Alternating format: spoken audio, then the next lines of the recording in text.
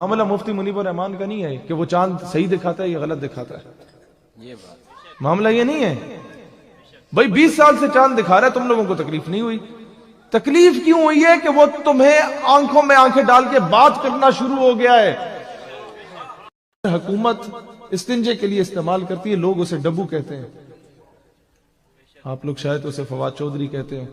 کہنے کا مقصد یہ ہے کہ ایسے لوگوں کو آپ لوگوں کے لیے پولیٹیکل پارٹیز بعد میں ہونی چاہیے, حضور کی عزت پہلے ہونی چاہیے. آپ لوگوں کے لیے میاں نواز یہ جتنے بھی ہیں مذہبی سیاسی لیڈر ہیں بعد میں. آپ ان سے پوچھو یار ہم تمہارے پیچھے بھاگتے ہیں, کس وجہ سے بھاگتے ہیں؟ اس وجہ سے بھاگتے ہیں کہ حضور کی ناموز کی بات ہو تو تم لوگ اس کو سائیڈ پہ رکھ کے اپنے روٹی کپڑے مکان کی بات کر رہے ہوتے ہو. اسرائیل کی پرائم منسٹر تھی گولڈا مائر, اس نے سارا کچھ بیچ دیا اور امریکہ سے اسلحہ خرید لیا اور مسلمانوں کے خلاف اعلان جنگ کر دیا اور مسلمانوں کو تہس نہس کر دیا. عرب وار میں یا گلف وار اسے کہتے ہیں. ہوا کیا کہ اس سے واشنگٹن پوسٹ کا یا نیو یارک ٹائمز کا نمائندہ پوچھتا, ہم نے سب کچھ بیچ دیا, امریکہ سے اسلحہ خریدا, تو ہمیں درس کہاں سے ملا؟ کہتی ہے مجھے درس مسلمانوں کے نبی حضرت محمد علیہ الصلوۃ والسلام سے ملا. وہ چونک گیا کہ مسلمانوں کو شکست دی اور درس بھی مسلمانوں کے نبی علیہ السلام سے ملا. کیسے؟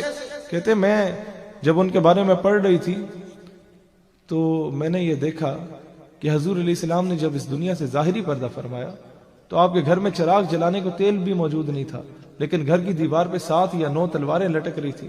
مجھے یہ درس ملا کہ مسلمان کے گھر میں بھوک پیاس کا عالم ہو سکتا ہے لیکن وہ اپنی غیرت پر سمجھوتا نہیں کر سکتا. یہ اسلام ہے.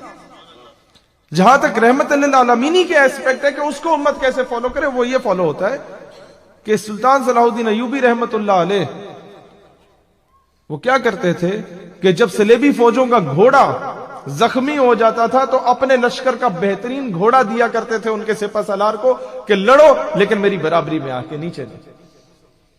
ان کا سپہ سالار جب صلیبی فوج اور جب وہ ٹھیک نہیں ہوتا تھا تو اپنے طبیب اپنے ڈاکٹرز بھیجے جاتے تھے کہ تم جاؤ اس کا علاج کرو. وہ ٹھیک ہوتا تھا, برابری کی سطح پہ آتا تھا, کہتے ہیں ہاں اب آؤ. مشل خان کی یونیورسٹی میں گیا, عبد الولی خان یونیورسٹی مردان میں, وہاں میں نے لیکچر دیا تو اس کے سارے کلاس فیلوز آ کے مجھے سینے لگنے لگ گئے. کہتے جی آپ نے بڑا اچھا کیا, یہ بدبخت تھا اور میڈیا اس کی حمایت کر رہا تھا, ہم نے اسے مارا اس طرح. میں نے کہا ٹھیک ہے اچھا کیا تم لوگوں نے. میں نے کہا کیس کیسے خراب ہوا؟ کہتے کیس اس طرح خراب ہوتا ہے کہ میڈیا پہ کروڑوں ڈالرز کی انویسٹمنٹ ہوتی ہے یہ چیز شو کرنے کے لیے کہ آرٹیکل نمبر 295C مس یوز ہو رہا ہے, لوگ قانون ہاتھ میں لے رہے ہیں. بھئی میں نے کسی بندے کو اٹھ کے ویسے ہی قتل کر دیا, 302 کا دفعہ ہے, 302 کا دفعہ ختم کر دو. وہ جی متنازع ہو گیا, یہ قانون ہاتھ میں لے رہا ہے. بھئی اس کا قانون سے تعلق ہی نہیں ہے. وہ تو تب ہے کہ آپ کسی بے گناہ پہ 295C کا دفعہ لگائیں, عدالت اسے غلط فیصلہ کر دے, اسے سزا ہو جائے بے گناہ کو, تو پھر آپ کہہ سکتے ہیں 295C is being misused. یہاں پر غلط انٹرپریٹ کر کے ہماری اسمبلیز میں لائی جا رہی ہے چیزیں.